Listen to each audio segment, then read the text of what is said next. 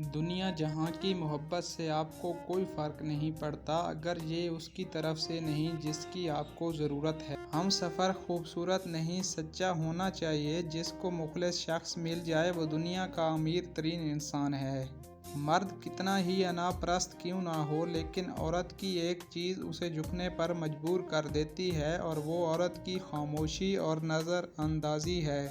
کبھی کبھی انسان نہ ٹوٹتا ہے نہ بکھرتا ہے، بس ہار جاتا ہے، کبھی خود سے، کبھی قسمت سے، کبھی لوگوں کے بدلتے انداز سے۔ کوئی عورت آپ کی محبت میں گرفتار ہو کر صرف آپ پر انحصار کرنے لگے تو کوشش کریں کہ مخلص سمجھے، پاگل نہیں۔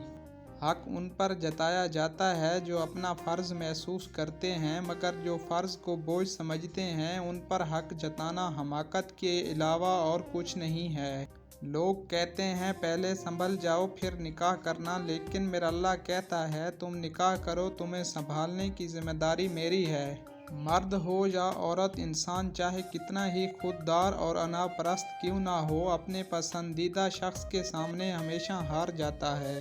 ایک بات تو واضح ہے، مرد اپنی انا کے لیے پسندیدہ عورت کو بھی چھوڑ سکتا ہے۔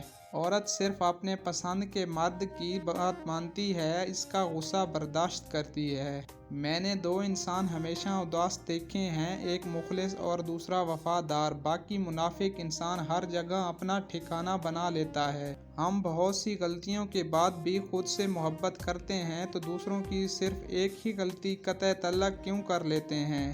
تمہارا نیند سے اٹھ کر تہجد ادا کرنا اس بات کی واضح دلیل ہے کہ اللہ تمہیں کوئی بڑی کامیابی دینے والا ہے۔